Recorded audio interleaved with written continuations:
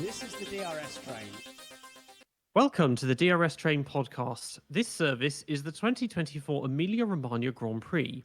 I'm your driver, Peter Brook, and your conductors today, as ever, are Nav F1 and Ciaron Smith. Good morning, gentlemen.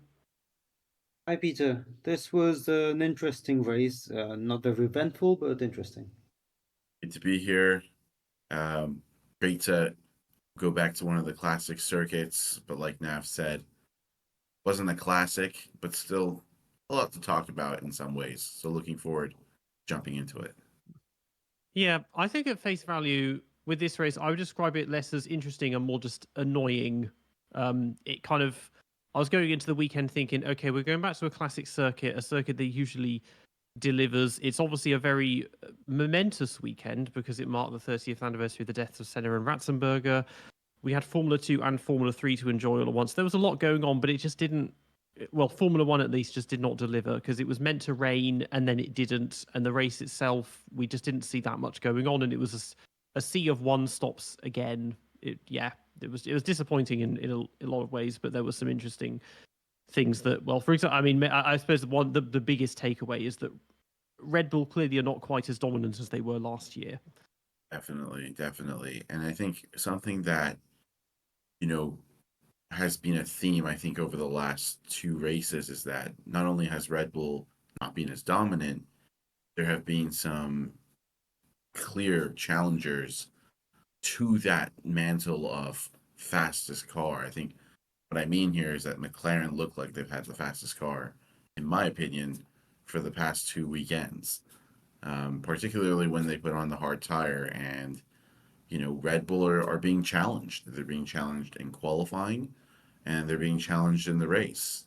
And that's great to see. Kind of just shows you how incredible this McLaren turnaround has been. Yeah, let's talk about qualifying then first, because if you didn't watch the quali like I did, you just saw Max Verstappen pole position and you thought, oh, good old Max getting pole, and it was just good old Red Bull being on top. But if you actually followed the sessions and even the free practice, you would have noticed that Red Bull was not were not the fastest on one lap pace at all. McLaren were faster. Some people are saying Ferrari are faster, but I don't want to say that Max is single-handedly what 3 tenths faster than Sainz and Leclerc on a lap like this. But McLaren were definitely faster, and Max had to pull that lap out of the bag at the end. He really did, because the entire session, it just looked like, McLaren had the pace to be on pole. And I still think that McLaren should have been on pole. You look at Piastri's last lap, he was flying. And even with the fact that Max Verstappen had a toe on his lap, Piastri missed the apex of the second Ravazza. So if he makes that apex and he has a clean lap, I think Piastri still would have had enough for pole, which is where that McLaren car should have been, in my opinion. It didn't happen that way, and that actually gave Max a good buffer to win, given that Piastri also got himself a penalty. So that was, but it was good. It set the race up nicely in a way. Yeah, from Q2 to Q3, Max improved by 4 tenths, Lando improved by 5 tenths, and Piastri improved by 6 tenths. So yeah, McLaren made the biggest gains there, but it seemed that those final stints, it seemed like everyone was struggling a bit because, like we said, Red Bull have been complaining all weekend in practice, and Max was saying he still wasn't comfortable with the car, and yet he still just about got pole position, even with all of that against him. It seems like that does seem to be a bit of a recurring theme this year compared to last year where he was just cruising, is that now he's still just about doing everything he needs to do, but it's difficult for him. He's still complaining that the laps are not very good and he's messing up and things don't feel right, and yet he's still beating everyone despite that. Yeah, it's a very good point. I think setup issues have been something Max has been dealing with recently, whether it's been qualifying or in the race, especially on these hard tires. He seems to lose grip and lose front end, but at the same time, while it could be, you could look at that two ways. You could say, well, this is ominous because if Max gets the car set up, he'll be miles clear again. If you look at where Perez is, I mean, to me, it just suggests that even though Max is just beating these guys, I think he's still making the difference. I don't think the Red Bull is just so much inherently quicker than the McLaren at all. I think Max probably just didn't get the setup right, but he's talented enough to still get the job done. And even if the McLarens didn't complain to the same extent that Verstappen did about setup and how the car felt, Piastri made a mistake. I mean, it wasn't the cleanest lap in my opinion. So they need to capitalize on that. When Max is having one of those weekends where the car doesn't feel 100%, those are the weekends I think McLaren need to really like buckle down and make sure their drivers make no errors whatsoever. Same with Ferrari. So that's where I'm coming from. But I totally agree with what you said as well.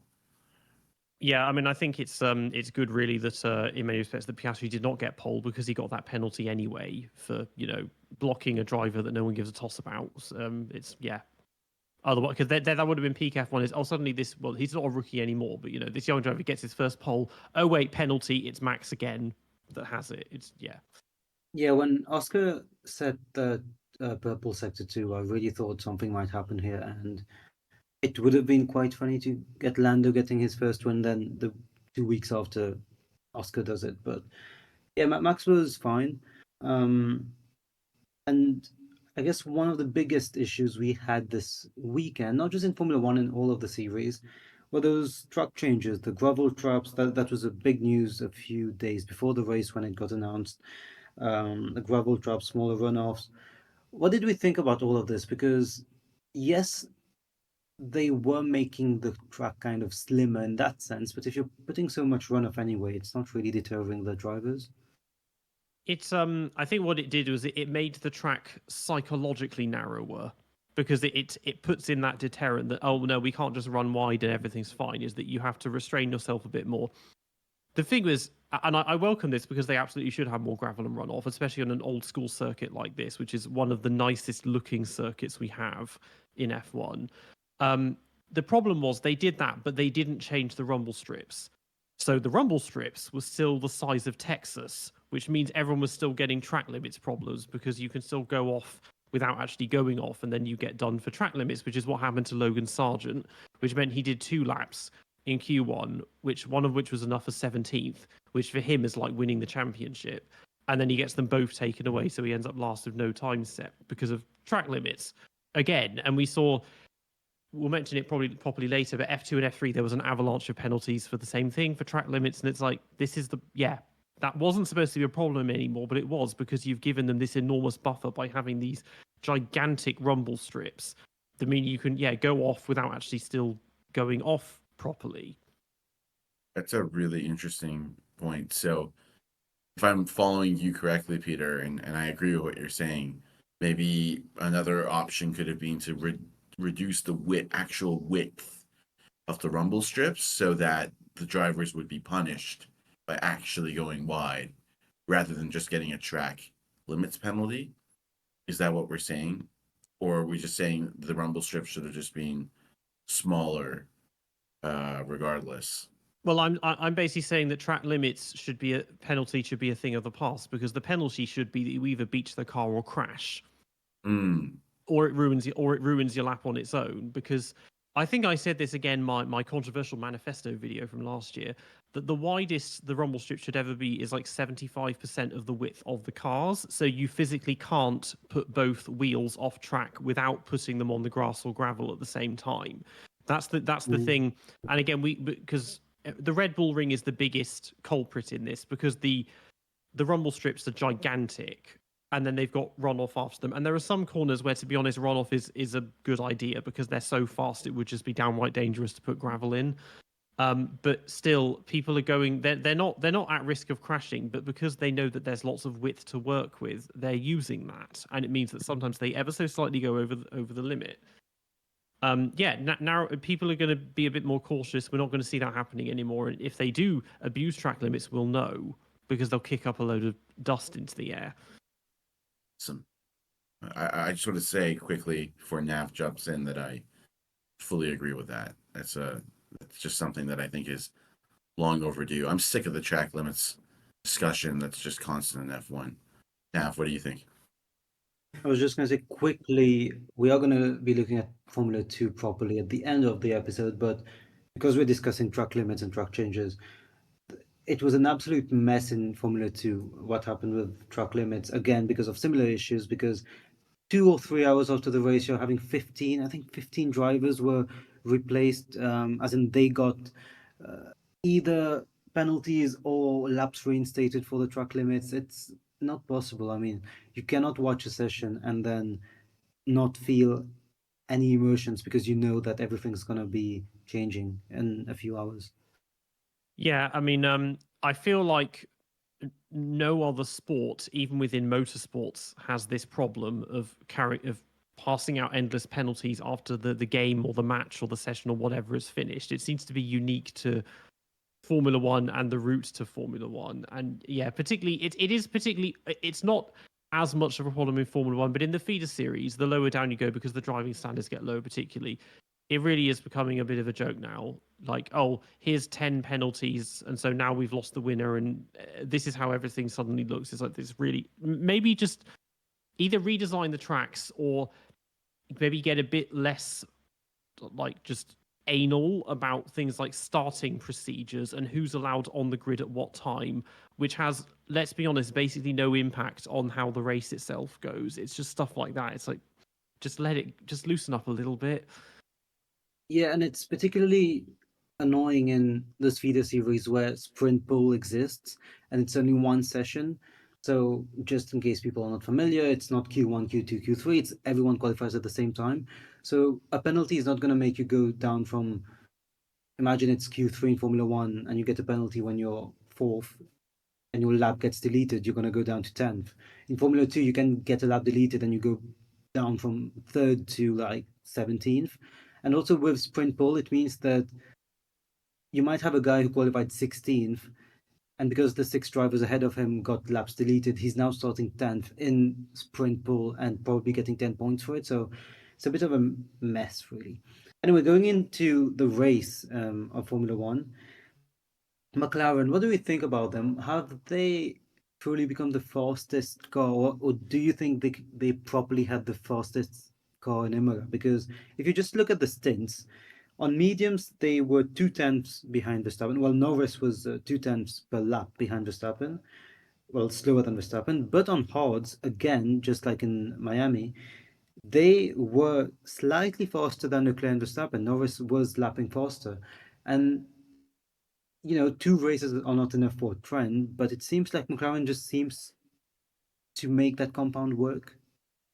Yeah, it does. And that's a recurring trend that we've seen now for 2 weekends. And I was shocked at how slow they were on the mediums. I think everybody was expecting Norris to be a little bit closer to Verstappen initially, but for whatever reason, they weren't able to really switch on those medium tires like Red Bull were. So it becomes difficult. I mean, do we say they're the quickest car on hard tires? Are they the quickest car on something else?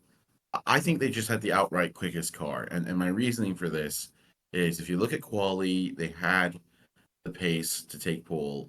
One of their drivers made a mistake.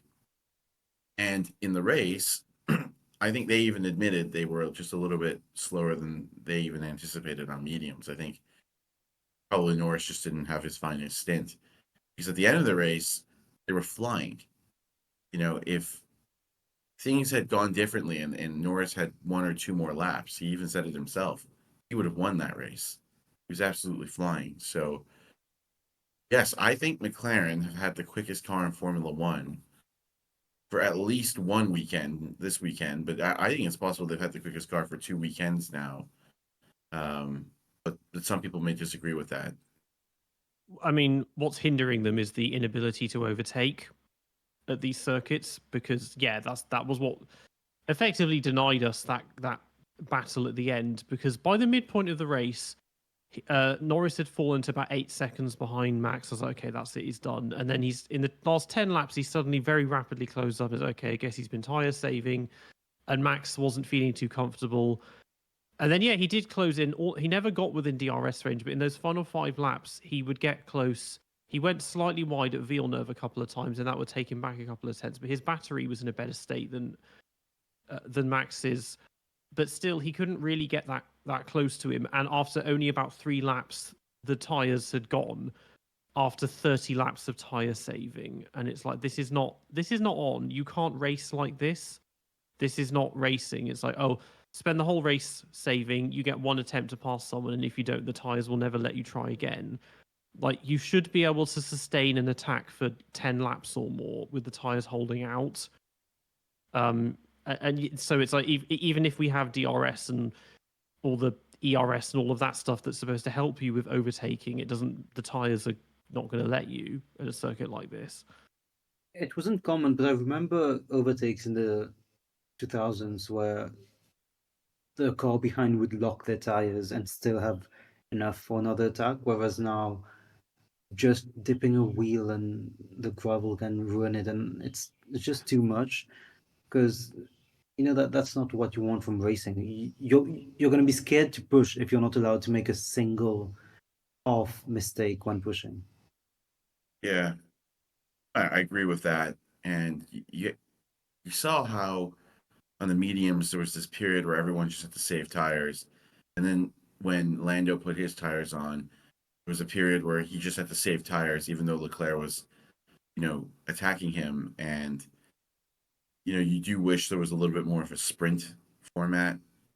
And I don't mean sprint as in like our sprint weekends, which I'm not a huge fan of anyways, but I mean sprint as in, yes, tire management is key, but you need to be pushing and pushing throughout a race. And that's actually how drivers make mistakes. That's actually how you get a battle, because both drivers are on the limit for several laps, and the chances of an overtake increase as the drivers become more fatigued, as the pressure ramps up. So yeah, I do feel like there was probably a little bit too much, again, management, and in general, these tires just don't allow drivers to get away with like 1 or 2 lockups. I think if you do that, you're finished basically. So I agree with that. And to Peter's point as well earlier, we weren't really given a chance to enjoy that battle in the way that maybe we all wanted at the end there. It's the kind of thing where we should be in a position where if you have to do tire saving, maybe you only have to do 3 or 4 laps of it, but rather than the entire stint you're tire saving, and then you can push on your in lap and on your out lap so that you can try and over or undercut them. It's because someone like, I feel like if Schumacher was still racing, he would suck in this era, because he wouldn't be able to do like 20 continuous quali laps in a row. The tires wouldn't let him. They just can't.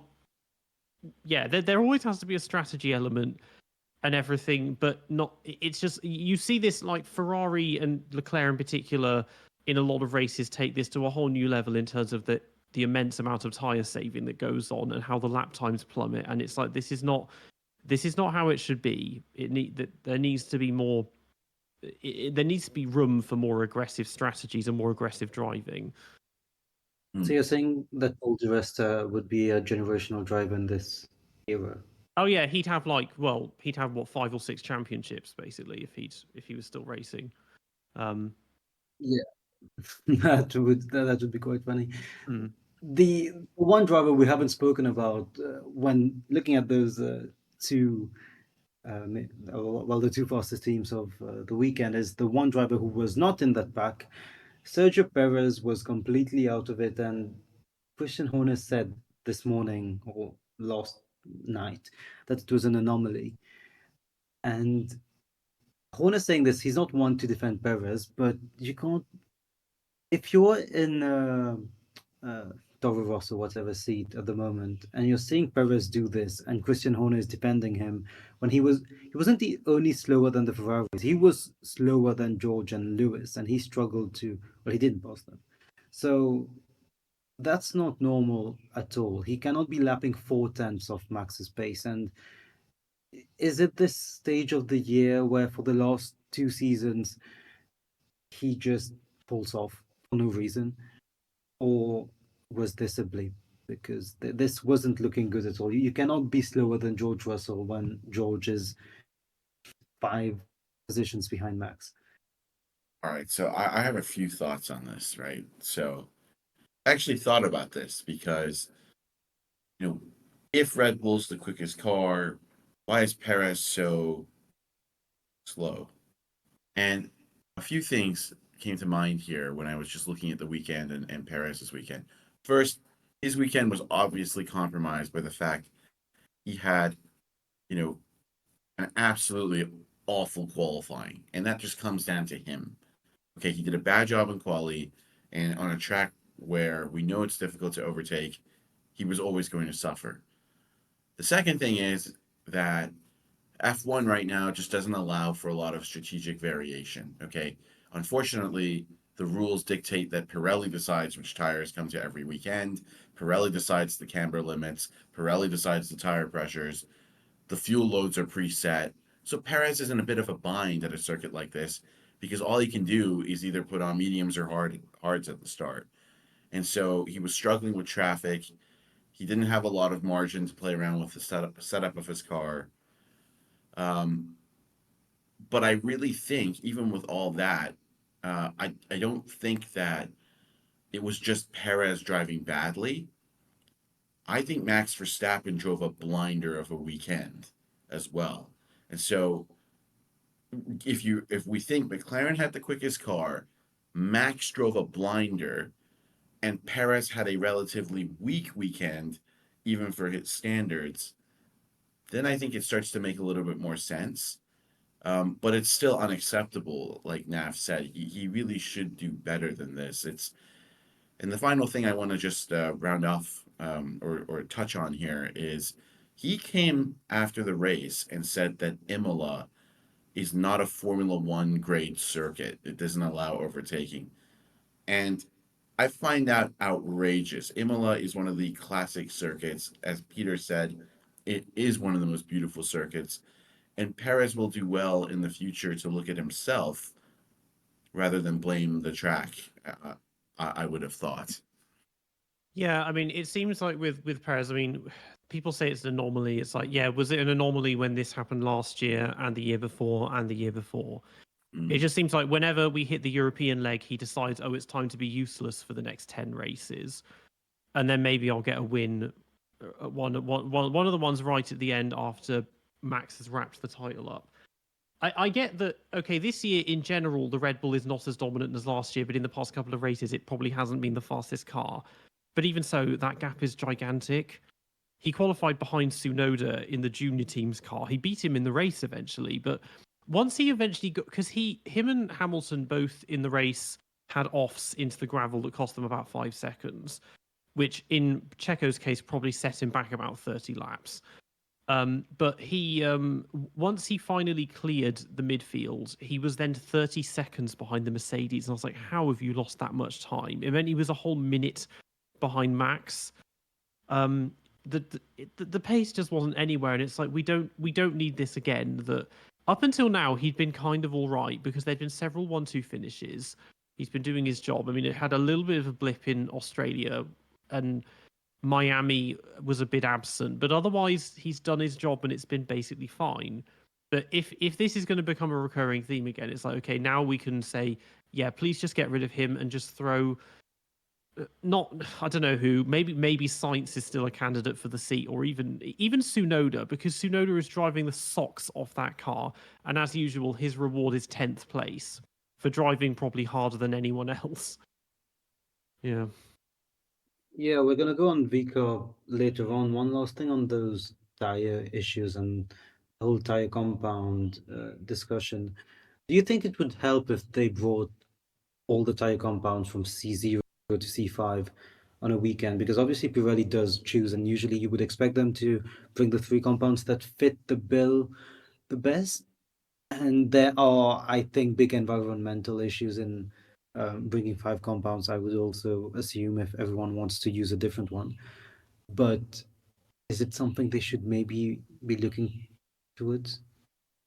So, does the PGA tell Scotty Scheffler what clubs to bring? Does the Premier League tell its top strikers which football boots to bring? Sometimes. Well, they shouldn't. Does the NFL tell quarterbacks, what shoes they can wear, what gloves they should wear? My point is that I think what you just mentioned, Nav, is the root of the problems I have with modern Formula One. And Michael Schumacher actually said something similar when he came back in 2010, when a lot of these rules were starting to be implemented. There is not enough autonomy given to the teams to decide their own strategies.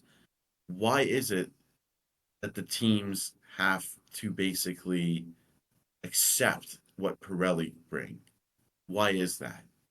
I find that outrageous. If there's a team out there that wants to run the softest compound, they should be allowed to. As simple as that. And it would give us a lot more strategic variation during a weekend. I'll stop there. Let's see if any of you guys have any thoughts on that. But strategic variability is what we need in F1, and we just don't have enough of that all around, in my opinion, at the moment. So races like this would really benefit from that. Yeah, Pirelli have had a monopoly on tyres for 13 years now, which I think is the longest stint for any one supplier, because Bridgestone never had. Well, Bridgestone only got 3 years without Michelin there. Goodyear were a long-term supplier for at least 30, 40 years, but then we also had things like Firestone. Firestone was in there. Pirelli was what used to be there in the 1950s. So there's never been. This is the longest we've gone, I think, of just one tyre supplier for everyone. I mean, I really extend it even beyond, let them have any compound they want. What if we treat it like engines and teams can make their own tyres? And you can shell them out like customer teas. You can have Mercedes tyres to fit your Mercedes engine. And again, they come up with different ideas. It's like, oh, ours are amazing in qualifying, but they're useless on long pace, or these slicks are not brilliant, but we know they're amazing if it rains. Like, that would, yeah, what about that? That would be amazing. I'm just And imagining. I'm imagining Williams or someone coming up with the ultra hyper super duper softs and getting pole position by 3 seconds, breaking every single lap record there is, and then just finishing P18. And then every race. the tyres explode on their cooldown lap before they get to the pit lane. Yes, like in Cars 1, yeah. Yeah. But that is exactly what makes F1 exciting. You're thinking about the different compounds, how those different compounds from different manufacturers react in the dry, in inter conditions, in full wet conditions. And then you're thinking about another element that we haven't discussed, which is who's pitting first. I mean, like refueling added that other element on top of all these variables that we had. Right now, F1 is it's strategically the most stupid it's ever been, in my opinion, because you have so few variables as compared to the past. I mean, think about it. Everyone knows each other's fuel loads. Everybody knows the characteristics of the tires that everyone's running. And there are only 2 tire compounds generally, 2 to 3 brought at a week during a weekend. It's just not good enough. It's just not good enough. You can't just have people coming in and expecting some classic race when Pirelli are guiding to a one stop and you only have 2 tire compounds to really choose from. I mean, what do people expect? Of course it's going to be a processional race. And one thing is, even for one stops in the past, I think in 2021, for example, when you would have a one stop, it could be medium hard or soft hard if you managed it properly. Whereas recently, most one stops have been, either you do medium hard or hard medium, which is absolute nonsense. You can't even try to use the softs in any way. So obviously, it's important for quali, but any race where the softs are completely redundant is just a bit dumb to me, at least. Yeah, the softs now are just qualifying tyres. It's like, go back to the beginning of the last decade. So we had the Bridgestones, and this is when it used to be the prime and the option. That's what each tyre was referred to, regardless of the compound. And they were doing that still 2012. I mean, 2013, the tyres sucked, so we don't need to talk about that. But 2012 again, you had only two compounds to choose from rather than three for the whole weekend. But we still got variation. We still got people doing 3-4 stops, 2 stops. If you were pulled arrested, you'd attempt a 1 stop. But even teams would do split strategies and make their drivers do different things. And now it's just everyone does a 1 stop. Do you want to start on the slow tire or the hard tire first? It's become like Formula 2 in that regard, where everyone only does a 1 stop. And it's like, oh, hopefully the safety car lands when we want it to land rather than the other way around. And in Formula 2, at least, usually that really means you have no idea where the long runners are going to end up because the pit stops are so weird. It can last anywhere between 32 and 38 seconds. You have no idea. Whereas in Formula 1, you know it's going to be a 2.5-second pit stop on average, and you know exactly where they're going to come out. Like you can look at the screen, and if you're good enough at mental math, you know exactly where they're going to come out. So that's really annoying. Yeah, it is. And it's just something that Formula One needs to address going forwards because I think one of the most exciting things about this sport is the strategic variability. And I think we all touched on points here, right? Like if you have the ability to draw on different tire compounds, you can then adjust your strategy, which then makes the racing more unpredictable, which makes the racing and the races themselves more exciting. So it's long overdue. And I'm not really sure what's holding up the process. I know for tires, they complain that a tire war is expensive. Well, so is flying around 24 different circuits with no logistical rationale whatsoever. I mean, that's expensive too. They complain that refueling is dangerous. Well, that Formula One is dangerous. I mean, at the end of the day, I don't see why that's a reason to abandon that. And frankly speaking, I don't know what else they could argue against that. So I agree with both of your sentiments. I just hope that the FIA actually implements this in the near future because I think F1 is missing an element of strategy that it had in the past. Yeah, I think that the carbon neutral brigade, they really need to look at the big picture here because it's like, okay, yeah, you can worry about hybrid engines and maybe having fewer tires and using less rubber, but at the end of the day, everyone's still flying halfway around the world, carrying all this equipment on jets. A lot of the drivers have private jets as well. That alone, you can't make that unless we find a way of making electric planes. You can't make it carbon neutral just because of that. You have to accept that this is just how the sport is, especially if you want it to still be good. It's when it comes to refueling, I'm kind of neither here nor there on bringing it back because I think when we had it, it definitely made things more unpredictable. And a lot of people's biggest complaint is the dangers of because we did have a few accidents in the pit lane with fuel and burning and stuff. The one thing that I really did not like about it was the fact that you had to do Q3 on race fuel. So first of all, it means that your fastest lap is not your fastest lap anymore. Like that's when the car should be at their fastest. Now you can't do that. And also everyone is then able to anticipate your opening strategy. So just if they brought it back and they got rid of the race fuel quali rule, that'd be great because you could go all out in Q3 and then nobody has a clue what you're going to do in the race. And I guess it would mean the cars would be smaller because they won't need such a big fuel tank. Again, you would get design variation because you would have like what Arrows used to do in the past of having a really small fuel tank to run aggressive strategies. You would get that thing and then you would get people that were like, oh no, we want to go long, so we need a bigger fuel tank. It's just basic things. Again, it's just more variation because we're getting closer and closer to being a spec series.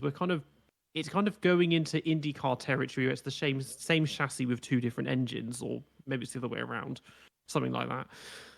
Yeah. Careful with the IndyCar comments, Peter. You're really going to get the brigades against you. No, I'm joking. More importantly, I don't know why people think that Formula One travel is like basically the Dakar, where they from race 2 to race 3, they're only traveling from race 2 to race 3. All those drivers are going back home when it's not a double or a triple header. So it's like they don't take that into account. Anyway, between Japan and I don't even remember the kind, but like if you have to go from Asia to Europe, they are not just going to the race, they're also going back home, they're also going back to their factory or whatever. So it unless they just fill the calendar with triple headers, which honestly they seem like they're trying to do that, it's not really going to help the carbon neutral gang. Anyway, back to the race. Ferrari, they did well, and they've increased the gap to Mercedes again. Mercedes, who are nowhere at the moment. But Ferrari, they did well, although after free practice, I think a lot of people expected better from them. They were fast, but Leclerc in quali, after quali, did say maybe they just didn't sandbag enough. Maybe they were showing their pace a bit more than the others in FP2 and FP3. They did well. Leclerc finished on the podium, but maybe we were expecting a bit more from them in Imola home race. Yeah, I mean, it was very much like Miami, just a very just indifferent, underwhelming performance where they just pick up a podium when McLaren are the ones being interesting and threatening Red Bull. Yeah, well, Sainz, he lost the lead to Piastri at the start, going down to fifth. Leclerc was close to Norris initially, but then fell behind. They just didn't. Yeah, just kind of got an honorary podium. Really, not much else happened with them. Someone said there was a positive for Sainz in this race. He was near Piastri for the entire race, and he didn't hit him this time. Yeah, I think that Leclerc had tremendous speed once he put on the hard tires, and he actually was probably quicker than Max. I think McLaren was still a little bit quicker in any condition than Ferrari, which is, again, to my point that I think McLaren has the quickest car. But Charles did a good race. There was nothing wrong with his race. He just didn't qualify high enough to challenge for the win. And then he just basically drove a consistent race that got him a podium at the end. The bottom line here is that Ferrari aren't slow, but they're just a little bit behind the top two right now. What's exciting is that that gap is not that big, and it can be bridged with some good updates and good teamwork within Ferrari. So, third quickest car this weekend. Leclerc just drove a normal race. Sainz was a bit hard done by Ferrari's strategy, where they left him out for way too long in the first stint, allowing Piastri to jump him or undercut him. But overall, I think I'm excited because if Ferrari are only this far back, McLaren and Red Bull are basically even. We could have like a three-way, three-team fight for wins going into the second half of this season if Ferrari get their developments and upgrades right. So, yes, like Peter said, a little bit of just, honorary podium, but the potential is there with Ferrari. So it's exciting in that way. And how much do you think it's down to Russell? Because he came in as this non-Italian guy who was a bit of a jokester, not very serious, befriended everyone, loves taking pics with Zach Brown and all, very friendly with the other team principals to as well. Also likes launching a few dents to other teams as well. Yesterday he was asked if Merck had gotten closer to Leclerc, and he said, "Yeah, that only 28 seconds behind us now, so that's good for them." But how much do you guys think it's down to Vasseur that this improvement they've been doing and all the engineers they've been poaching, Lewis Hamilton joining next year? I don't think it's the great decision for Lewis to go there, but it's still a big statement of intent. Is he managing to have this pull that Ferrari was lacking for a few years? Well, it's just general competence, I think, is the good starting point. He's reined them in a bit and maybe lowered the expectations a little. And it's like, let's look at the fundamentals and try and fix things around, well, car design, making the car a bit more variable, a bit more well-rounded, fixing strategies and actually putting in decent ones, or at least just copying the other teams. It seems to be just basic fundamentals he's kind of fixing first, and then he can build it up from there. Yeah, I mean, it could be that. I'm going to reserve judgment till they're actually fighting for a championship. I mean, at the end of the day, you can say that Vasseur is building from the ground up, and you're probably both right on that. I will counter with this. Ferrari were stronger in 17, 18, 19 than they are now. I mean, it looks a little bit better than what it was under Binotto, but it doesn't look drastically better. I mean, Ferrari are still not the best team in Formula One. Yes, we haven't been making jokes about their strategy lately, but have they really been in a lot of pressure situations where they've been tested for the win recently? Not really. I mean, Sainz did a good job last year, but in that race and obviously this year as well. It's just that I still haven't seen enough to say that Vasseur is the answer. He's completely changed things around. It's not like when John Todd went there, taking over from Cesare Fioro, and you could see like things were being done. It's less clear cut for me at the moment, but he's doing a good job so far, and they're on the right track. So there's that at least. In the complete other direction, or Toto and Mercedes, just what are they doing? What's going on there? Why are they stagnating? Is there any potential? Why are they putting their entire faith in a 17-year-old who is improving slowly in Formula 2, but he's not quite the next Senna yet, at least from what we're saying. Just what's going on there? Is it going to improve, or are we witnessing live the start of the end for Merck, or at least the start of them leaving the top? They seem to have fallen back to their kind of 2011 form, where they were like firmly fourth fastest at every race. Yeah, because now they have, compared to last year where they were competitive with McLaren, Ferrari, and also Aston Martin, now they're falling into. It's kind of where Alpine was, but like one place higher. They're kind of running by themselves as fourth fastest because they're too fast for the midfield, but not fast enough for the front runners.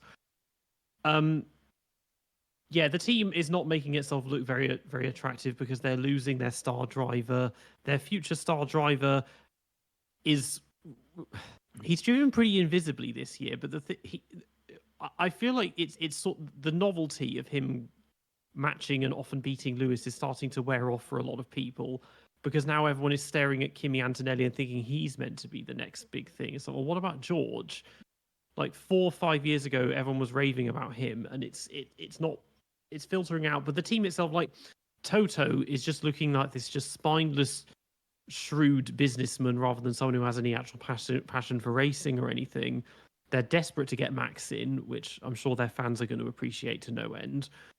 The staff are leaving in droves. It's they're becoming like Alpine 2.0. And it's especially ironic with Toto because he's doing all these leadership courses at Harvard and Oxford and talks at Oxford about being a strong leader when he has been at the head of Merck when they were successful. I wouldn't say he is the extremely inspiring leader that he tries to make himself look like. And another thing, you really touched a good point with George there, because George is still their project. George is still their kind of wonder kid, but because he's not delivering, it seems like some people are tired of him already. When he is 20, he's 198, he's 25, I think. I know how Formula One is progressing very fast at the moment, and being 28 seems too old nowadays. But if Mercedes do not want to trust Russell, there's an issue around age in this sport. You cannot be giving up on a driver when he's 26. Even yesterday, Sky commentary was so pressed about Lewis finishing ahead of George because they thought they were favoring Lewis or whatever, when it was the most simple strategy just to keep Perez behind it. There was nothing else behind it. Yeah, I think George Russell hasn't probably just performed quite as good or well as Mercedes had hoped. I really do think Wolff expected Russell to come in and have a firm position in the team where he's a clear number one by now. I really do. I mean, Hamilton's approaching 40, and he just hasn't been that. Like, Russell's very quick over one lap, and he's an excellent driver, but he makes a lot of mistakes too, doesn't he? I mean, whether it's under pressure, whether it's just occasional skirmishes, George just doesn't seem to have as complete a toolkit as I had thought he had, especially the way he was hyped up at Williams. And I think Merc see that. I think Mercedes think, look, if another team has Verstappen, are we really going to put our chips on Russell to take it to max? No, we're gonna put our chips either on the marketing sensation and seven-time world champion, which will, just in itself carry us.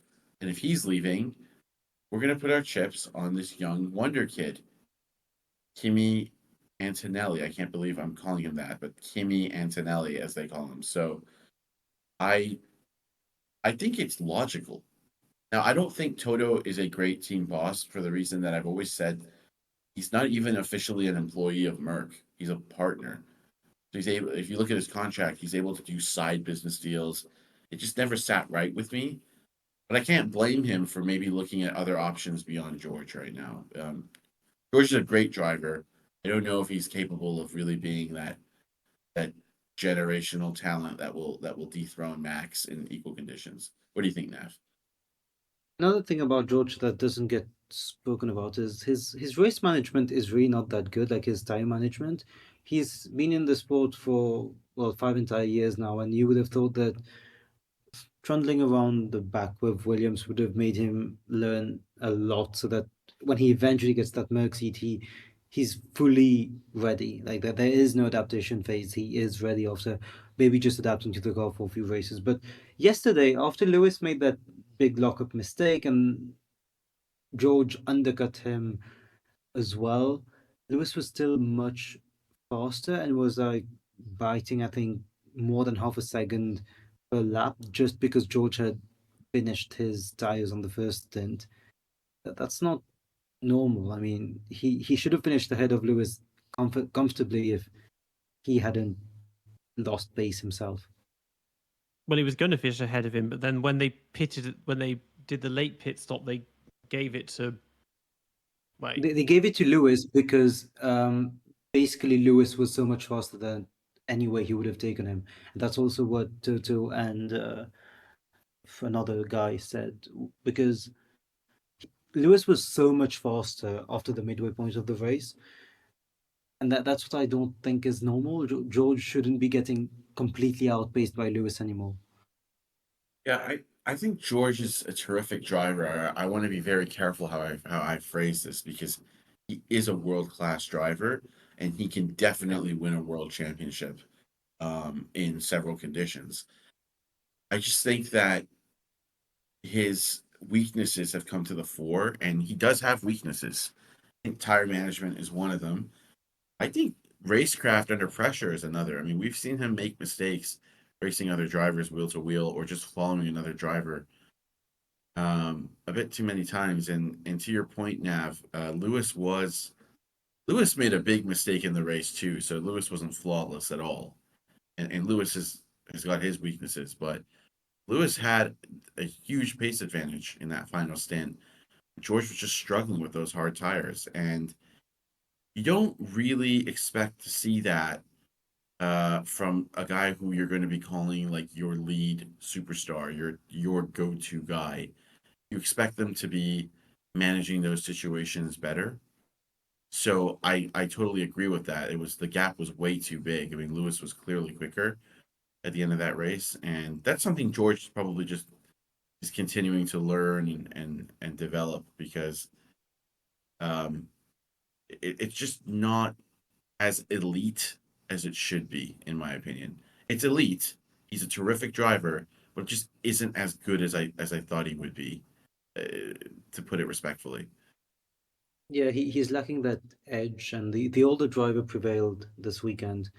Yeah. But the oldest driver didn't, for sure. And Aston Martin this weekend were something else. Alonso had his issues with whatever the setup issues were. He had, to put it lightly, he had a rookie weekend fully. The only thing is, during the race, they just treated it as a practice session. And that's why they tried all the tires and they were on lower fuel, not on lower fuel modes and on higher fuel modes. So they weren't really taking the race seriously. That's why they pitted when they were 14th or whatever, because they didn't have anything to do with it. But yeah, the crash in FP3 and in quali, he just didn't find any confidence in this car at all. And if in Monaco we see the same, it's going to be quite a big issue, because last year he was less than a tenth away from a pole position and therefore probably a win. And if he gets out in Q1 again, it's not going to be looking great at all. Apparently, Lawrence Stroll is also losing patience because he didn't expect those improvements to not be improvement, those upgrades to not be improvements. And this was meant to be quite a big package for Imola, and they're not happy at all. Fernando and Lawrence are getting quite tired with it all. But Lance had a good race, at least. Yeah, things worked surprisingly well for Lance. He went from 13th to 8th fairly quietly. I mean, he made a pass on Tsunoda, or 13th to 9th, rather. Made a pass on Tsunoda, which is one of the few on-track overtakes for position that we saw in the entire race. So for him, things worked. But Alonso, if nothing else, he's at least pragmatic, because he will at least admit when a race there's nothing to gain from it or it's a waste of time, because he said the sprints don't matter, especially if you qualify outside the top 10. And with this, I was a bit flummoxed at first because he started from the pit lane. They put him on softs, and I was like, okay, do you honestly think that going aggressive is going to work here?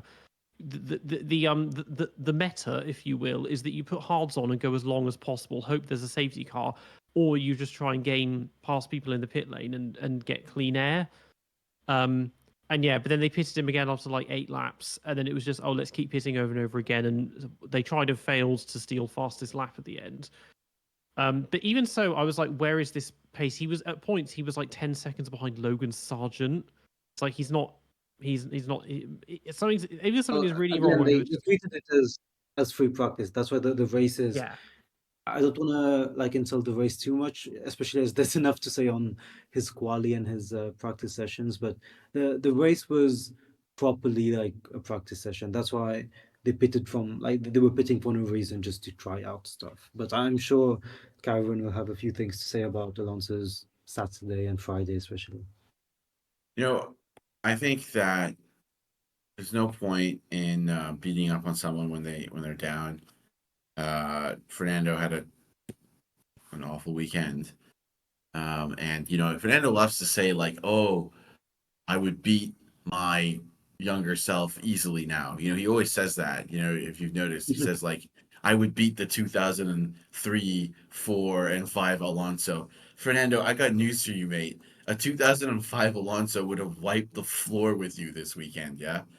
So he did not, and I know how, everyone knows how good he can be. So, it was just odd to see him literally throwing it off the road, making mistakes, just lacking pace. It must have been really boring for him. I mean, he wasn't even really racing anyone. It was, like you said, a test session in many ways. So, everyone has those one-off weekends. So if he can get it back together, people will forget about this. Lance Stroll's race was interesting. I think Aston Martin did a good job with the strategy, because Lance didn't qualify well. Surprise, surprise. But because those two RB VCARB drivers had bad starts, that meant that RB had to pit earlier in their strategy to try and get track position. And that's when Aston pounced and made Lance run a little bit deeper in the race, thereby giving him fresher tires for the final stint where he could make those overtakes happen. And he did. Credit to him. At least he didn't get into some incident or spin off. So I give credit to the Aston Martin strategy team.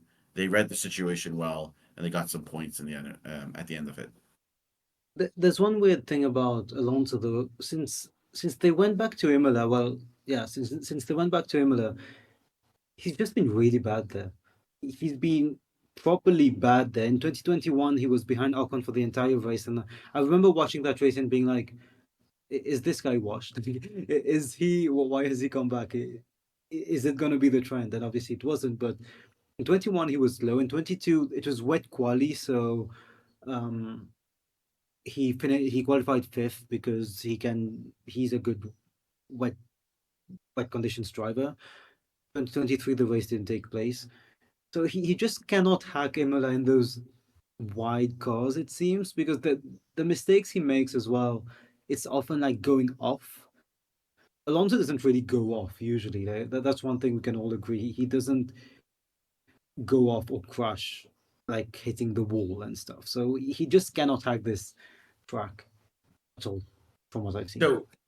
So I have a quick thing to say on this. I've never looked at this as being one of his best circuits, despite what happened here in 05. Yeah. He's always like, I remember he hit Ralph Schumacher here in 2004, like totally needless accident. I think he had an accident here in his rookie year. In 06, nobody speaks about this, but he made a lot of mistakes when he was trying to catch Michael. I mean, honestly, go watch that battle. Like, actually watch it. Like, sit down and watch the final laps of Imola 2006. Fernando's going wide. He's making mistakes. He's missing his braking point.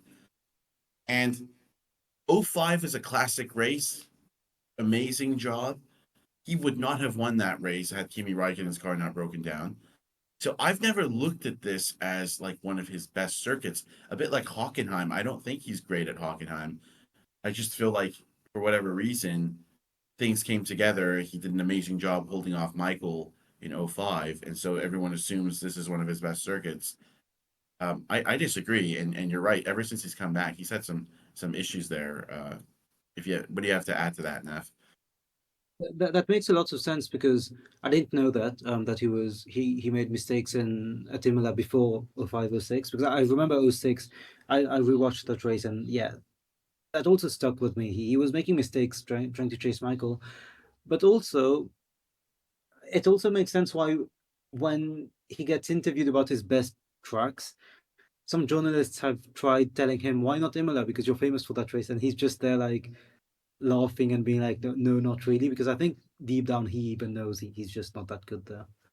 This is going to sound slightly odd, but him not putting any effort in the race, that almost comes with experience on like a pragmatic level. Because if you think he's been here for over 20 years now, he's driven 5 or 6 generations of Formula One cars.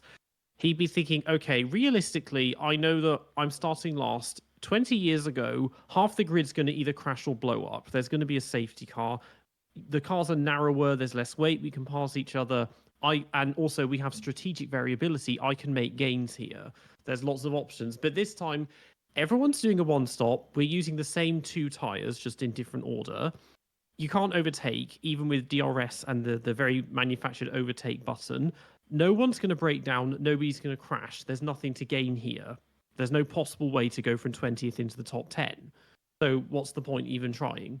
He's at least realistic on that front. And it's like, I get that maybe it takes away the spirit of racing if, Williams and Sauber and Haas take the same approach that, well, there's no point trying if we can't score points because nobody's going to crash or break down.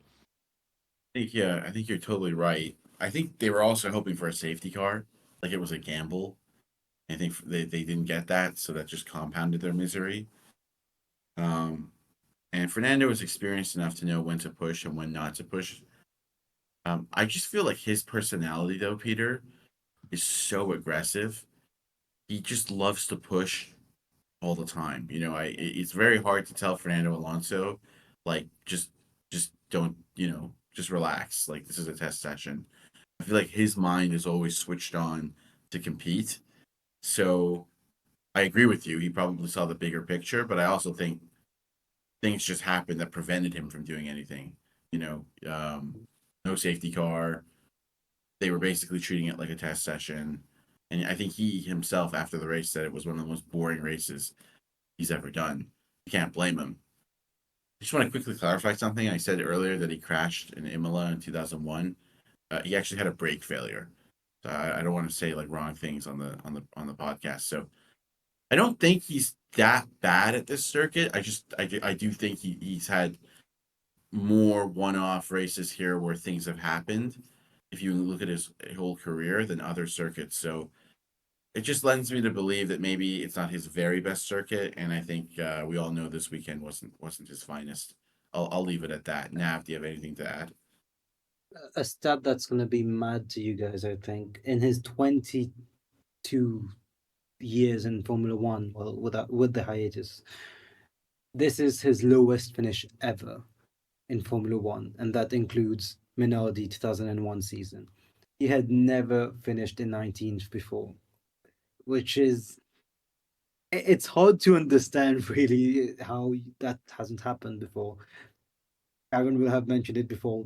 It could have happened in McLaren at McLaren Honda, but when he was 18th or 19th, something would have happened for him to retire.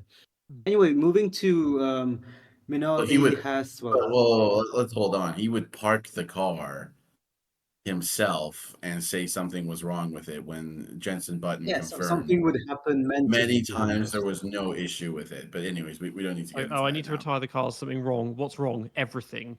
Just yeah.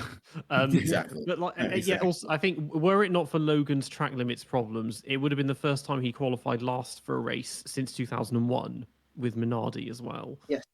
Yeah. It's madness. But yeah, going to Toro Rosso and Haas, also, I guess, including Stroll in this, the battle for P9 and P10 again was quite good because, again, if you remove a driver from the classic top five we have, in this case it was Alonso, it means that you get drivers fighting for P10 or P9 and it becomes quite entertaining. And Hülkenberg, Tsunoda, and Lance did a great job. Lance prevailed because the car is faster, and also Lance drove a great race, to be fair. But Hülkenberg and Tsunoda, they are being very, very good with their car this year. It's as simple as that. They are getting their cars in Q3 in the races. They're doing their best, and both of them have been just really impressive, and they're keeping the momentum going into the European season. So I want to just address one point here. Agree, and both of you have said this. The VCARB drivers have driven well. Agree with you, Nav, Hulkenberg, and Sonoda. In the actual race, were good. But I actually think the praise has gone a little bit overboard for the VCARB drivers this weekend, and I'll explain why. Their race was compromised, and it was compromised because of their start. If you look at the start of this race, both of them lost positions, both Sonoda and Ricardo.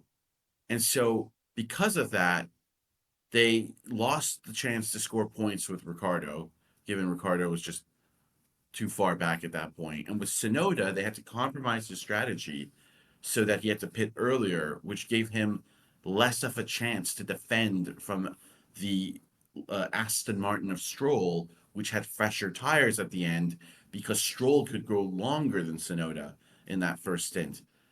Now, why is this important? Well, it means that actually they could have probably finished ninth. And where they are in the championship, every point counts.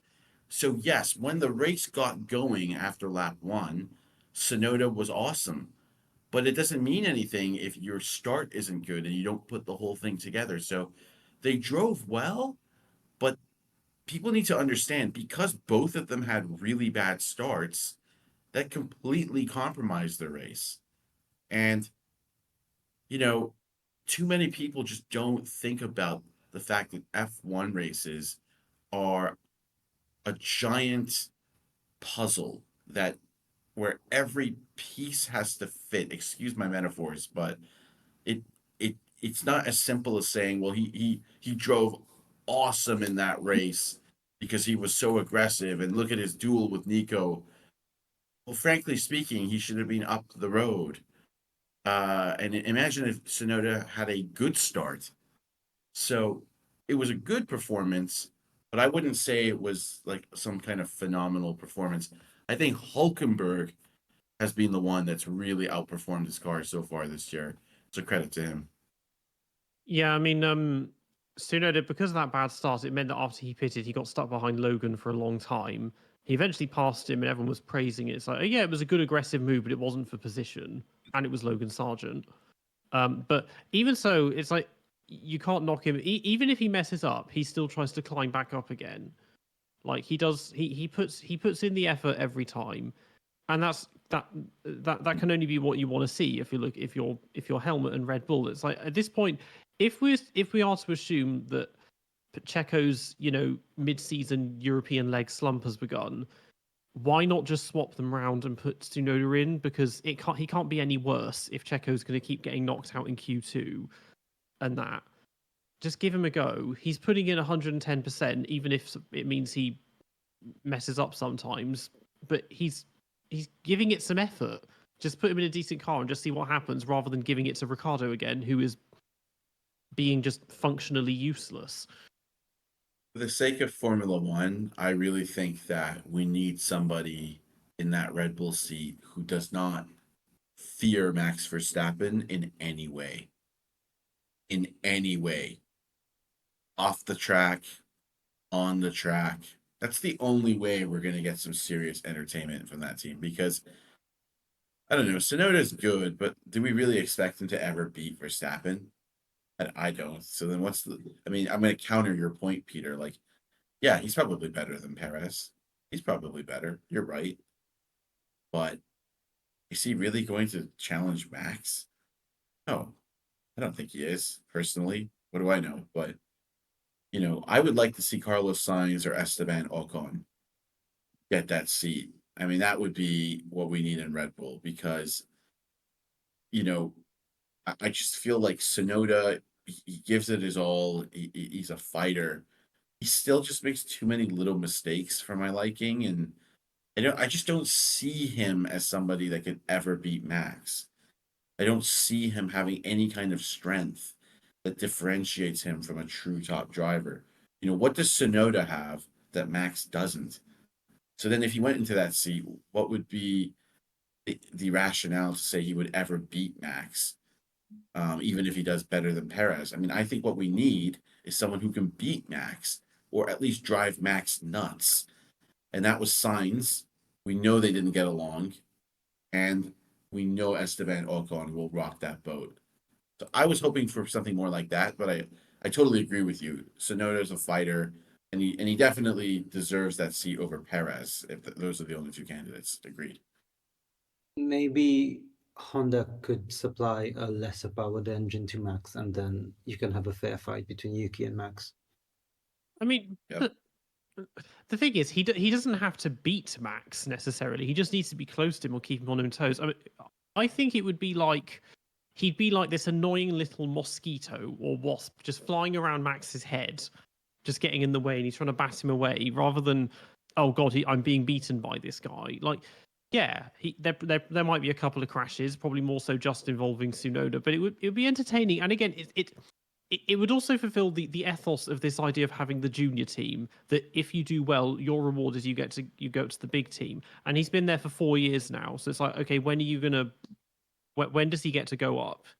Because this is meant to be a junior team, and at the moment you've got a junior who's been there for 4 seasons, and someone who was originally there 12 years ago has come back to try and have a second go at get beaten at Max. Like, otherwise, it's like you're not. This was a team that was, when it started, you were supposed to be there for 2 years max, and either you move up to Red Bull or they just get rid of you.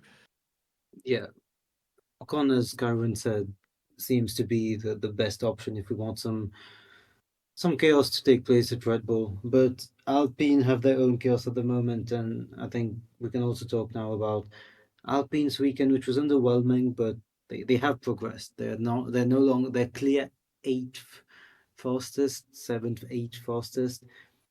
And there's a lot of there are a lot of issues going there at the moment. Gasly wants to leave, Ocon wants to leave, everyone wants to leave, really. But there isn't much to talk about in terms of their weekend for sure. They were there, Q2 base, and that's Yeah. all. I mean, yeah, they're going to Monaco. What a lap Ocon did in qualifying last year at Monaco. Well, Yeah. I really think he was the star of the show last year in qualifying. His final sector was just, that has to be the best final sector he's ever done in a Formula One car. It was unbelievable. But and Ocon has been unbelievable this year, in my opinion. I mean, this guy has beaten Gasly through and through, and it's not been close. I mean, even though on the track they've been racing wheel to wheel, sometimes Esteban's usually come out in front and builds a gap by the end of the race. So Alcon's really starting to come into a stride here, and he's driving the wheels off that car, in my opinion. Like you said, it's a tough car, but that's what I like about Esteban is that he just doesn't back down from anybody. He made contact with Stroll in the beginning, but he kept going. And then there was an incident where he pushed Joe off the track, and kept fighting and probably finished even a little bit higher than where that car should have. Well ahead of his teammate who struggled with the contrary strategy. So Ocon to me deserves a shot at the big time. And by the big time, I mean one of the top teams. He has shown enough to say at least give him a top car and see what he can do. Because it sounds like he's on his way out at Alpine. Whether that's because he wants to leave, there were rumors that the comments he made at the season opening launch about him being connected to Mercedes really bothered the management at Alpine, the French management. So it seems like he is on his way out. I just hope he goes somewhere where the car is really competitive and he can mix it up for race wins a little bit more. Because I think he's deserved that. And he's done a good job, despite, like you said, Nav, the mess of a season Alpine are having so far. So, yeah. I mean, I guess he's a bit limited on options if he does. The most realistic one, again, is Mercedes. But then George is meant to be there long term, and then Kimi Antonelli's coming in eventually, so he'd have 1, maybe 2 years there at the most. And Alpine, again, they can afford to get rid of both of those they want because they've got a very extensive junior academy, even if it meant replacing both of them with Jack Doohan, who's done nothing for the past season, Victor Martins, who's currently being useless in Formula 2. They're not in the best position with their own drivers. It's just becoming an extremely unattractive outfit for basically anybody. But yeah, if nothing else, they have improved in that they're no longer slowest. They're now maybe 7th fastest rather than 10th fastest. That's quite bad because if you're a factory team and obviously they don't have the same funding as Ferrari and Mercedes, but they shouldn't be satisfied with 7th. So we'll see what happens there. And finally, the two ugly ducklings of this grid, Sauber and Williams. I have nothing to say on them. If you guys have more than a minute to say on them, well done. But they were just, again, nowhere. Albon was driving a broken car for like half the race. I don't even know how he was managing there.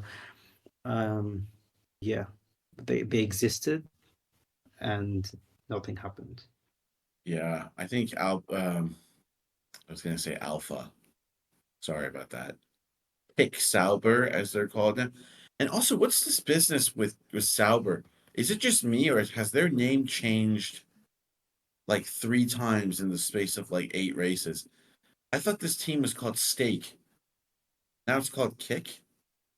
So the official name was meant to be Kick F1 Team, and then Stake bought Big Stake.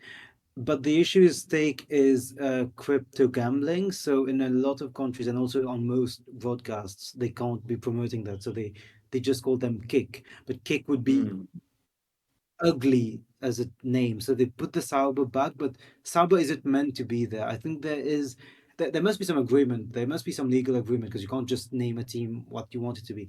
Because the official name wasn't meant to have Sauber and it was meant to just be Kick Stake F1 Team.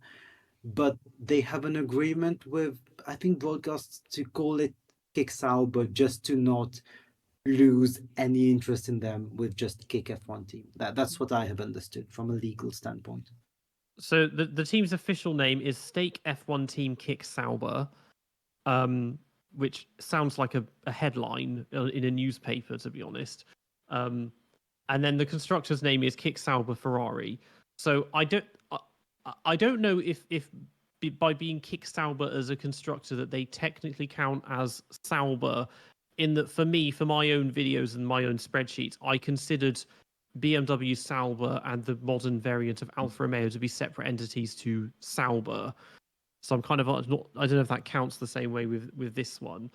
For me, it does. You should call them Sauber. There's no way in a graphic you'll have kickstake. Yeah, I think It's- functionally it's still Sauber, even though it's Kick Sauber. In the same way that oh god, Ligier, was it Ligier in the 80s used to have a name on the front, or Talbot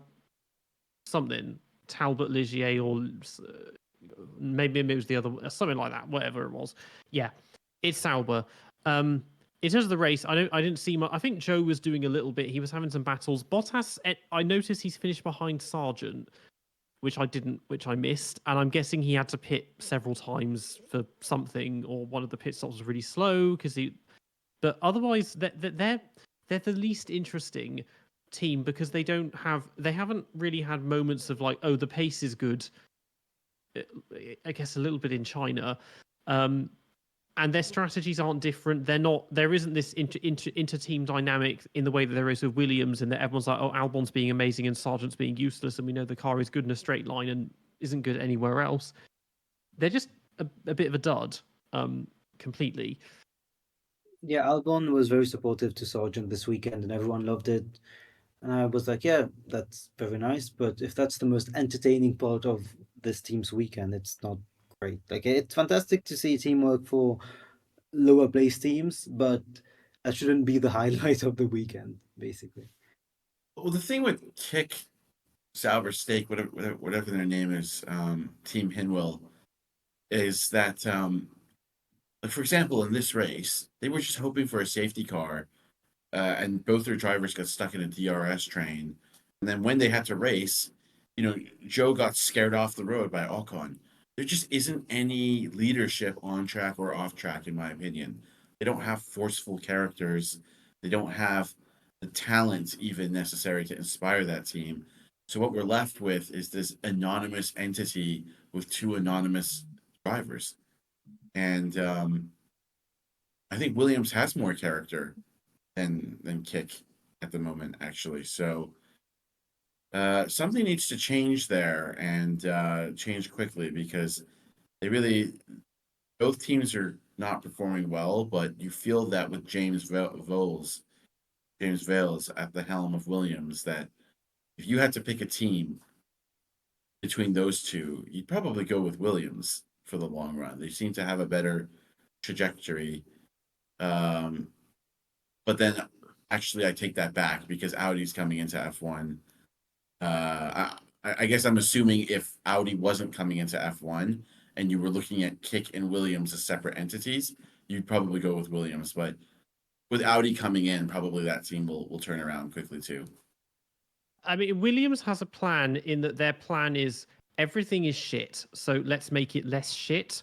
Whereas Sauber's plan is let's wait until Audi take over and hope they know what they're doing. Well said. It's all. Whereas with James Vowles, he's at least clear. It's like, okay, yeah, the underside of the car, there's nothing going on because our aerodynamicists don't know what they're doing.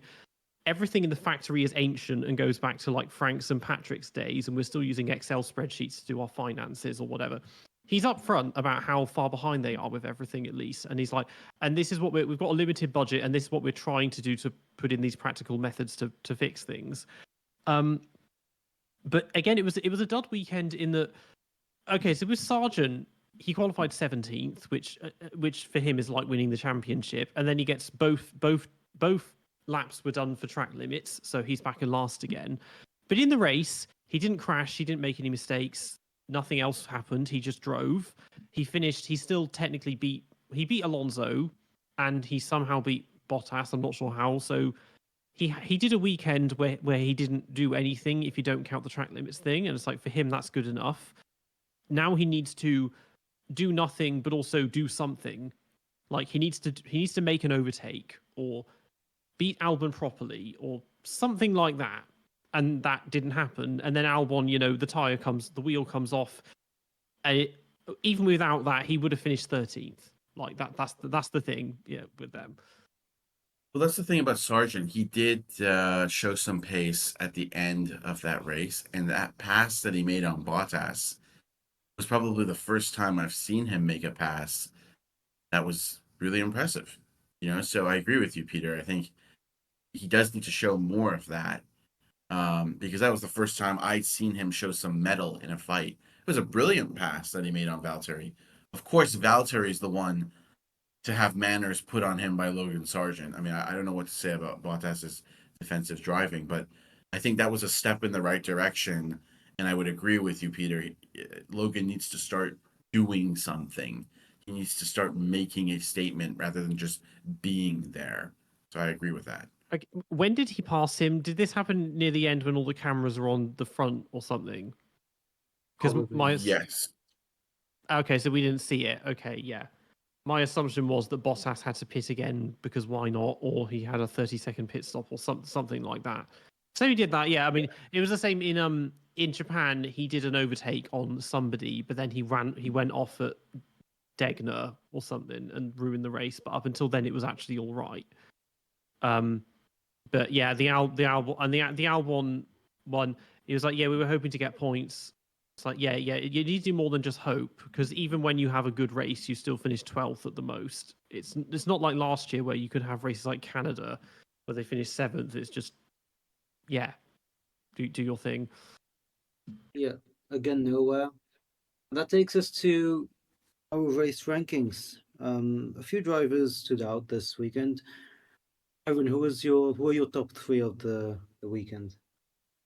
I am going to stick with the top 3 that I did in my race review earlier, and that's Verstappen, because I believe he won despite a car that probably didn't handle 100% to his liking, and a car that I think wasn't as just slightly below the McLaren overall this weekend.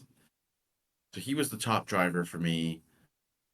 I am going to give Charles Leclerc credit because he didn't actually make any mistakes, and I don't think Ferrari had the pace to be any better than where they were. So Charles just had an error-free weekend in general, and you have to give credit to that. He had a good start, didn't make any mistakes, clean race, finished where the car should.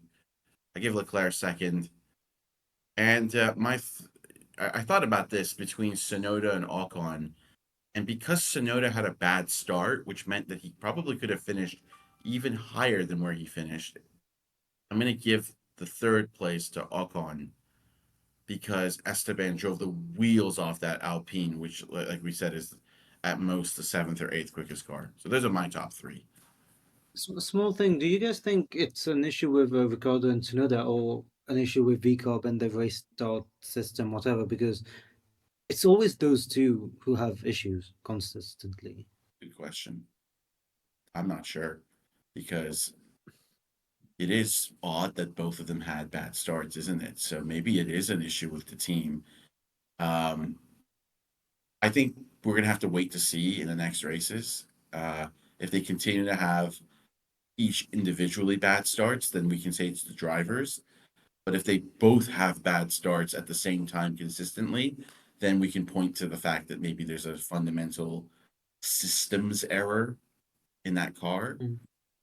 But I think I can't really make a judgment on that right now. I'm not sure if you have thoughts on that, Nav, or Peter maybe, but I don't want to jump to conclusions on that yet.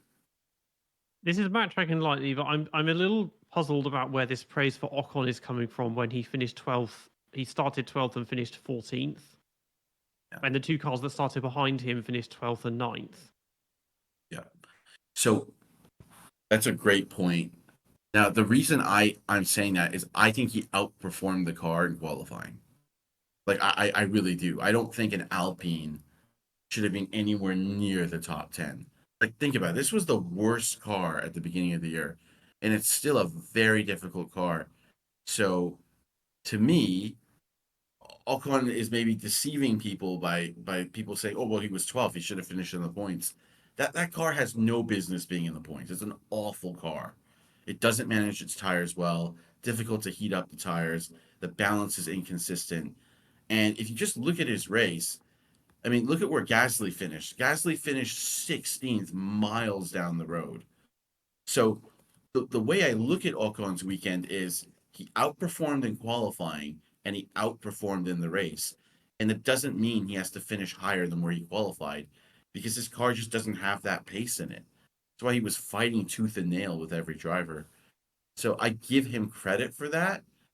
But I fully, I respect it. If someone thinks, well, no, he dropped back in the race, he shouldn't have done that. I just feel like he's outperforming that car, if that makes sense.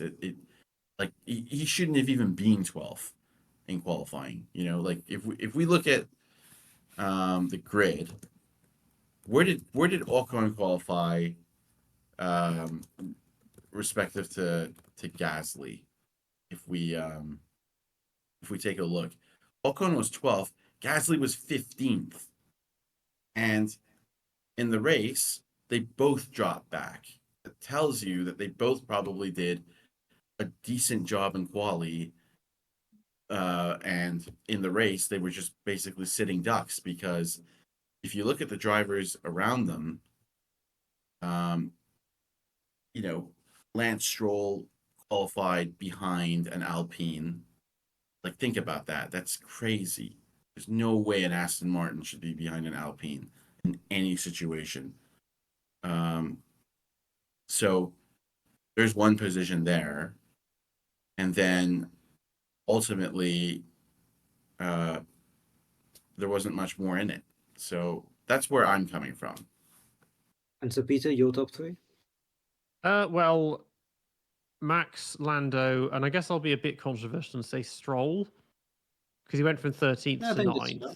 And yeah, I mean, all we really saw of him was his pass on Tsunoda late on in the race. But yeah, let's say he was the he was the fart of the weekend, silent but deadly.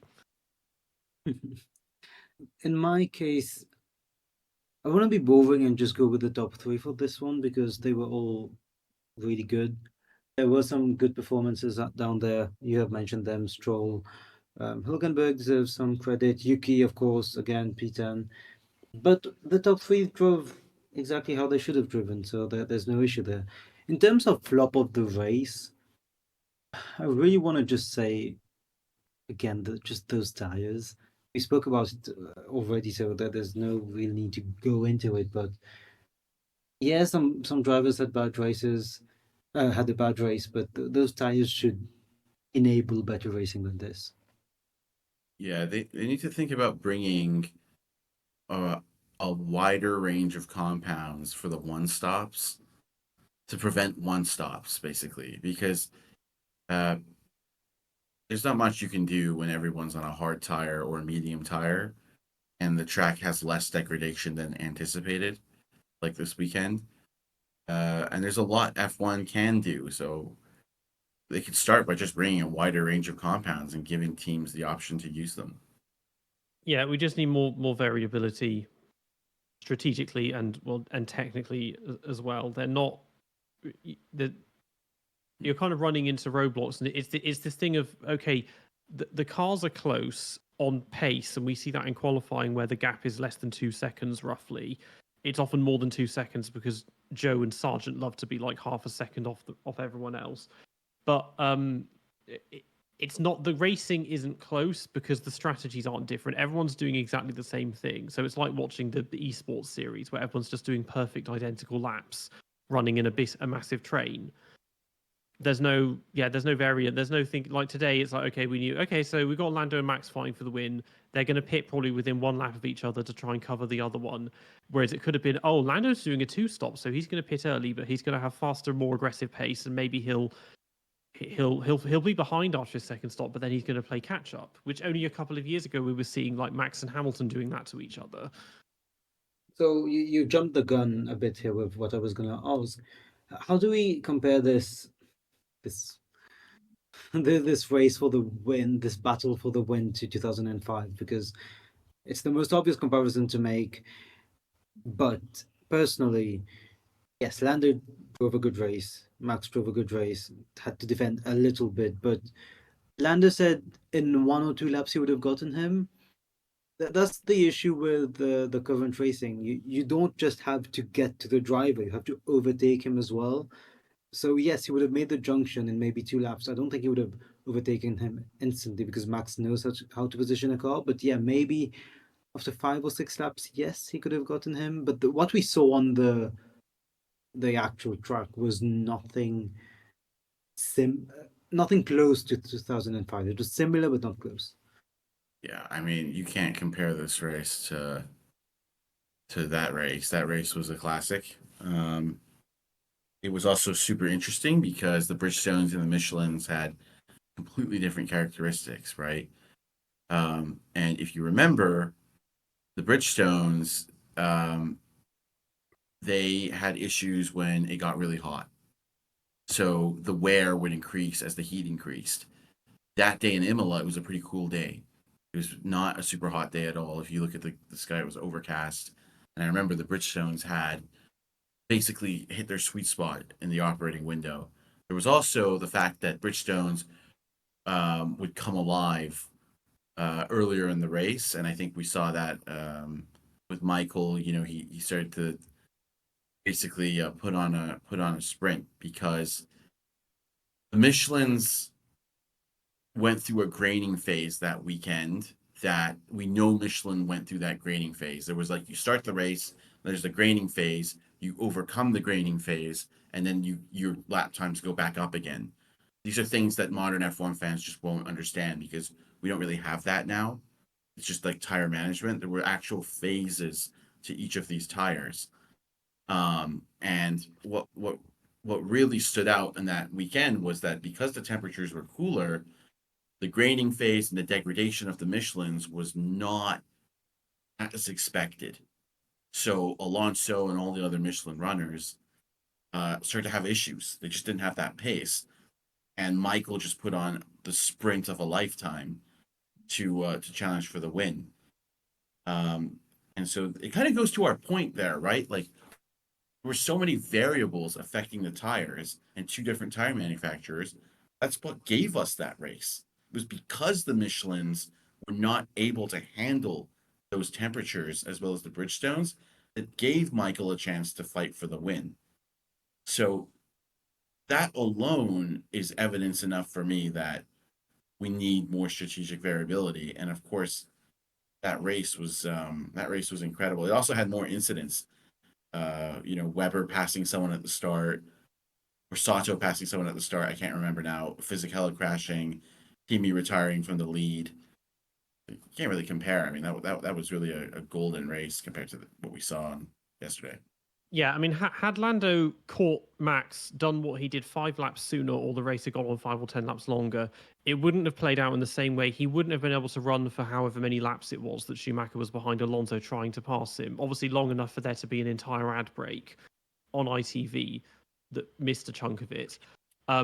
He would have had one attempt, and then it's like, okay, I didn't pass him, so now I need to recharge the battery and get the tires back down a bit, and so I'll drift backwards for 3 laps. I'll try again once, and at the one of the 2 places on the circuit where you can realistically overtake, and then we go again. It wasn't like the cars and the tires don't permit the same kind of racing because you can't follow closely, and there was. I realized at the time there were complaints that we don't see much overtaking. Because there was no DRS and everything else. But because we had the variability, it still did happen. And also, when it happened, it meant something. Whereas now it's like, you get close on this 2-mile long straight, you press your overtake button, and you pass them before you're anywhere near the braking zone. It just doesn't have the same. It's about quality over quantity. But yeah, there is no possible way that even if Lando had attempted to do that and sustain an attack on him, he would have absolutely destroyed the tires, and there would have been a lap where he would have lost like 5 or more seconds just off of that. It's it's annoying, but it shows at least he's close to him. Like, maybe it will happen in the future again, these kind of battles. There's another thing. Alonso's defending on Schumacher that race was exemplified by the fact before straights, he would block him a bit to prevent Schumacher from getting good launches. I'm wondering if that would even be allowed nowadays. They would find an issue with this kind of simple defending tactic where they would say he's brake checking him or he's accelerating later, whereas it was a big reason behind Alonso even keeping Schumacher behind for most of that race. One thing I want to say on that, Nav, is something Fernando has always been good at, and he used in that race, was his understanding of the back markers and where to position his car relative to them. So I remember, and he would do this in other races too, and nobody talks about this because I actually think this is one of his great strengths. He knows exactly when a back marker can present an overtaking opportunity for the car behind. So he would slow down and make sure that he wouldn't reach a back marker in a way that would benefit Michael, so that he would slow down, slow Michael down, and they would either both reach the back marker at the same time or they wouldn't reach the back marker at all. At the same time, if I remember correctly, Alonso was nursing a pretty bad engine issue in that race.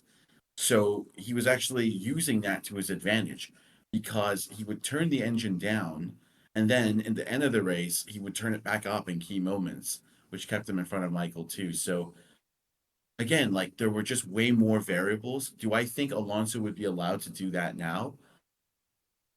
I think that it would just be hard to do that now because of DRS.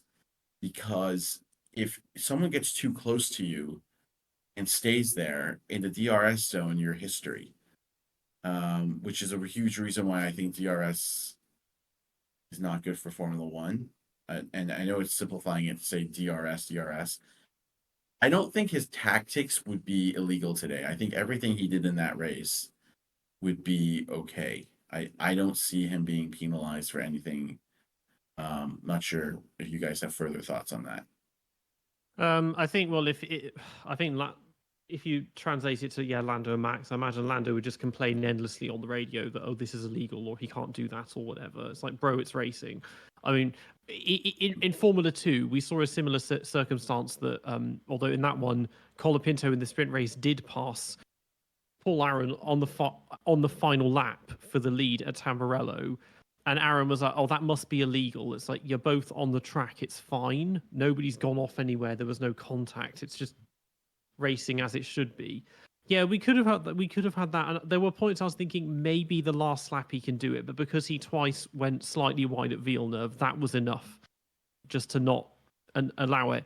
And it's just annoying that because Schumacher was trying to pass Alonso basically everywhere, that in this current layout, you can't realistically pass anyone anywhere other than Tamburello without them making a massive mistake exiting a corner or something.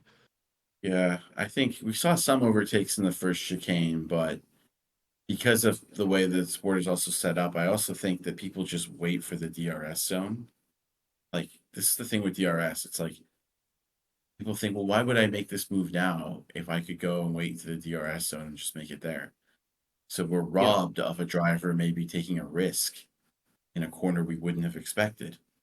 And at the same time, we're also robbed of a driver being able to defend in a way we wouldn't have expected.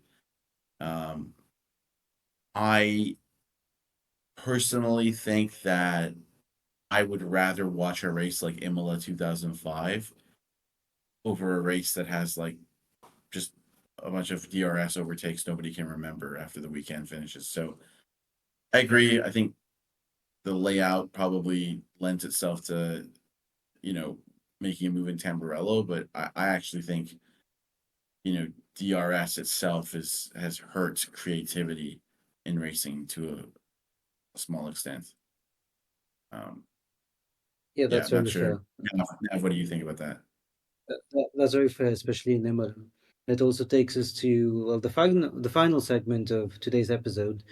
Ciaron will be less involved in this, but hopefully we can still inspire him to ask some questions on the happenings of the latest feeder series event.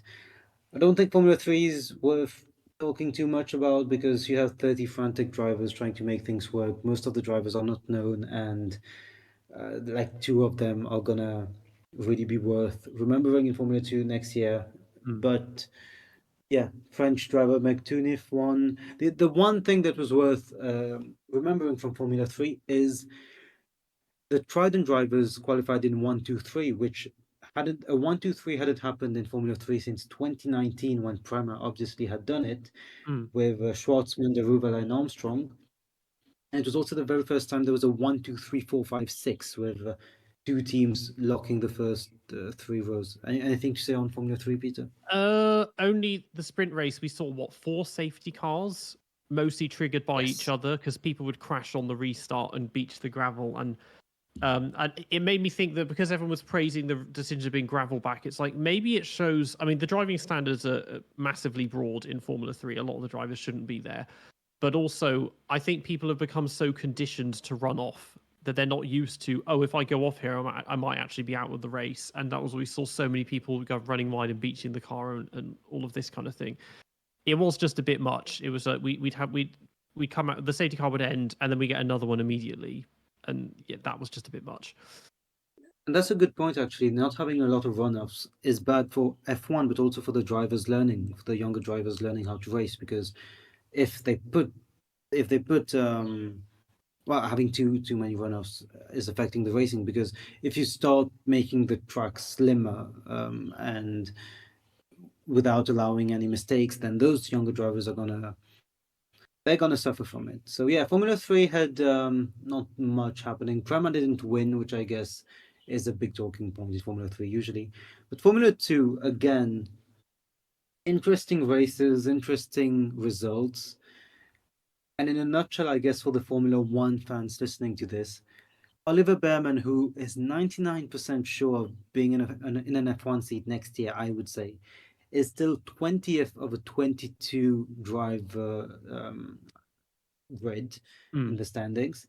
Victor Martins, who also has, I would say, quite a strong chance of maybe at least getting a few FP1s in the future, if not a full-time drive. He's still 18th.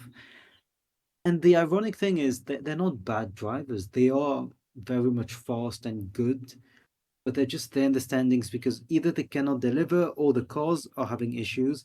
ART, our Grand Prix, who have gotten us used to such good racing, they are nowhere this year. God knows what's going on with them. They're either not setting up the car well for quali, or they're just not having good race strategies. And during all of this, you're having not unsung heroes, because he has been lauded, but unexpected heroes like Joshua Dirksen, who was Peter's favorite driver in Formula 2 this year. Yeah, I mean, maybe podiums aren't made for all Frecker graduates. I don't know where that came from, because I was complete when he qualified, whatever it was, fourth or fifth in quali, and then there were those avalanche of grid penalties that they then undid. I was like, he's gonna be starting on the front row at this rate, and then because they rescinded the penalties, he didn't. Okay, he got taken out in the sprint, big pile up at the start caused by Roman Stanek. But in the proper race, his pace was genuine. I mean, he would have finished fourth had Behrman not stalled in the pit lane. But he was pulling away from Kimi behind. And again, Kimi is this wonder kid. He's the chosen one, and all of that. And he's going to be amazing, apparently. But Dirksen is the other graduate from Frecker that Q jumped Formula 3. And in Frecker, he was just there, wasn't doing much. He's more than likely bought his way into Formula 2. And he's the one that gets a podium first out of them. I mean, it's his only point. Didn't Antonelli finish second in the last race? No, he hasn't got a podium yet. Oh, okay. That's hilarious. Antonelli, 14th, 10th, 6th, 6th, retired 4th, 10th, 4th. No podium. That's hilarious. Dirksen has a podium before Antonelli. That's incredible. I mean, when you look at the results for everybody, everyone is monstrously inconsistent. I mean, the only person, Paul Aron, he's scored points in all but one race. Everyone else has had at least 2 races where they haven't scored points. And Roman Stanek, he has a win in a sprint race, and that's his only points all year. It's kind of insane. I mean, Zane Maloney had a bit of a howler. He wasn't brilliant in the sprint, but he's the only one with a double win so far. He's been killing it. But while everyone's praising Kimi and Behrman's like, oh, they're the future of Ferrari, and or well, not Ferrari, but what I mean, he's going to go to Mercedes, Behrman's going to go to Haas, and then probably Ferrari, and he's had his debut in Ferrari. Zane Maloney's going to end up at Sauber alongside Hulkenberg, and that's his reward apparently for probably winning F2. And just before Kyron jumps in, for context, Josh Dirksen, he's from Paraguay. So you have a Paraguayan podium in Formula 2 this year. Muy bueno, I guess. Now, my question to both of you is, from what you've seen in F2 this year, which F2 driver or drivers do you then subsequently believe are most deserving of a promotion to F1, all things considered equal? And we remove any like sponsorship or no sponsorship, just based on talent. Who do you guys think? And we can kick out Ricardo and all the other ones and Stroll and to fill seats. Right. That's right. Oh, Kimi needs another year. I think if he doesn't improve his form, he needs another year because he is basically playing catch up by not doing Formula 3. Maloney, he definitely needs a seat at this rate. Paul Aron, I would say as well, because he was a Mercedes junior. He's left them, so he's a free agent, I guess. And he's a rookie this year. You tend to forget because his name has been around. For some reason, I follow Formula 2, but Paul Aron, I was sure that, I don't know, maybe he did Formula 2 in the past, but no, his name has been around because he was the Merc Junior before they got Antonelli. So. Yeah, he did. I mean, he did one race last year because they get them in for Abu Dhabi. They'll get them in just for a bit of practice. It pains me to say it, but Hadjar is kind of being good. He's got 2 feature race wins now. Hadjar is. I know we're just going through the top 3 of the standings, which isn't very, very entertaining. But those 3 have truly been the best ones so far because Hadjar has won 2 feature races, and also he is proving us wrong because in our preview we were wondering why Marco has kicked out 80% of the Red Bull Academy and kept Isaac Hadjar, French Algerian driver, but he has won 2 feature races back to back now this season, which is always a big statement in Formula 2. And he's 3rd in the standings, only 9 points behind first now. Maybe he's the one that might get the Toro Rosso seat next year. Who knows? Maybe, but then again, everyone, even I do it, everyone forgets that Liam Lawson exists because he's been left not doing anything. He's the first in line to go, but Hadjar is a contender now. Dennis Hauger, he's no longer a Red Bull Junior, but he seems to be on a collision course with either LMP2 or Formula E at this rate. I mean, he's just, I can't make heads or tails of what he's doing. I think. Yeah, there was the Formula E rookie test a few weeks ago. And everyone did that test. Like every driver who's ever lived was in that Formula E test. Every Formula 2 driver, every Formula 2 prospect or ex-champion was in there. It was all of them. Schwartzman was in there. Drogovic was in there. Loads, like half the Formula 2 grid was in there. It's just the driver turnout is ridiculous. It's a shame it's Formula E and it doesn't count. Like, yeah. IndyCar. And there were loads of Formula 1 Academy drivers as well. Nevera Marti and Alice Powell, I think she was in there as well. Everyone was giving it a go. You get, it's like in Formula 1, it's like, okay, at the end of the year, you can run in FP1 in Abu Dhabi because we're contractually obliged to do it, but the car's going to blow up as you leave the pit lane. That's all you get. Here's your headphones, wear them with pride. That's all it is. But there's I mean F2 in general, it is a good. The standard on the grid is very high. It's skyrocketed ever since they got rid of Roy Nissany. Interestingly, although Richard Verschoor is still there for some reason, but Kushmaini's been a little. It's sort of good. Colapinto's getting into a stride. Gabriel Bortoleto, of course, he's the incumbent Formula 3 champion. He's okay. Bortoletto's a mad one there because, Kyron, you asked about the drivers we should be looking at. Maloney, Aron, Hadjar, yes, but Bortoletto, he won Formula 3 as a rookie last year. Before that, he was a karting world champion with Alonso's team. And now, as a rookie in Formula 2, he's performing well. So he's a Brazilian McLaren driver. He has a lot of support because Brazil. And it used to sound like, how Brazilian fans on social media, they just hype up everyone, and obviously Pietro and Enzo Fittipaldi, they're not that good. But Bortoleto, he's starting to become an outside shout for an eventual place on the grid if you get 11 teams or whatever, because you win karting and you win as a karter, and then you win in Formula 3 and you do well in Formula 2. There's not much else you can be doing, and he started from pole this race as well. Yeah. Whatever happened to And that lastly, that Japanese prospect Red Bull had? Iwasa. Oh, Iwasa. he's in Super Formula. Oh, he's in Yeah. Super Formula now. Okay. Yeah. There is another Because he didn't quite make it in Formula 2. So he finished third, so he was very good, but not quite this, oh, he needs to be in Formula 1 level. But he was good in Formula 2. It was a less interesting version of Tsunoda. There is another Yes. Japanese driver though, Ritomo Miyata. It's not going brilliantly. Like I thought, because he's older and he has the double whammy of Super GT and Super Formula, but it hasn't really translated that well to Formula 2, unfortunately. And he is just. Although we must say that he has no experience on any of the European races coming on. So Formula 2 is going to Imola, Monaco, Catalonia, Red Bull Ring, Silverstone, Hungary, Spa, and Monza. He has never raced once there. He's 24. So, I mean, he's doing it to gain experience for WEC. I hope he gets a podium or two, because he's basically Yuji Ide with more testing time and better English. And much better in Japan as well. Yeah. But it's that and sort of lastly thing. For Formula, and lastly for Formula 2, last driver I want to talk about, Rafael Villagomez. He's 19th in the standings, above Oliver Behrman. And just so you know, Ciaron, so Oliver Behrman, good driver, he has as many points in Formula 1 this season as in Formula 2. Obviously, that's not just his fault, because he qualified pole in Jeddah, didn't even race because he was racing Formula 1. And this race he would have won if he didn't stall, which granted is his fault.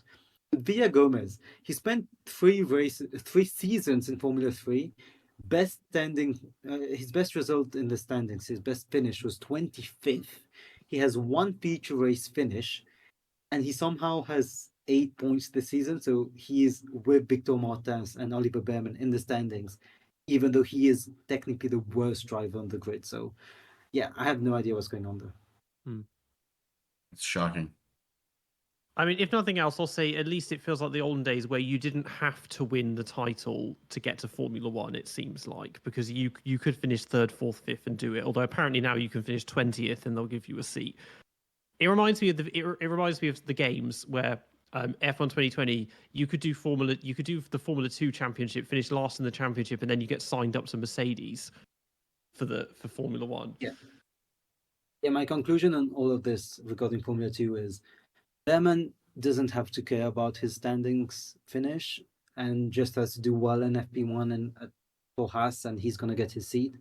But just for the sake of stats, can he please finish in the top 5? You can't have someone finishing 17th and getting into Formula 1 as good as you are. Yeah. I cannot believe I can't believe how strange things have played out for those guys who have the potential to be F1 drivers next year. I wonder if that'll even affect their chances. I mean, the Behrman situation is just odd, isn't it? But one thing they have on their side is hype, and Behrman, you see, the thing is he showed he can do it. So even if he finishes last in F2, he's still going to walk into these contract negotiations and say, well, I showed you that I could do it. I'm a proven quantity in that sense. So, but very odd. Let's hope some of those guys at the top of F2 do get some kind of a chance, because it sounds like there are more talents than just Behrman and Antonelli. Zane Maloney being one of them. Sounds like he's quite the talent. So, good stuff.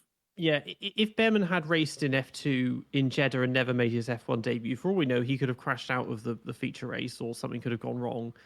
And then it's like, okay, now we're in a situation of this is like Yuri Vips times 100, but just with less racism.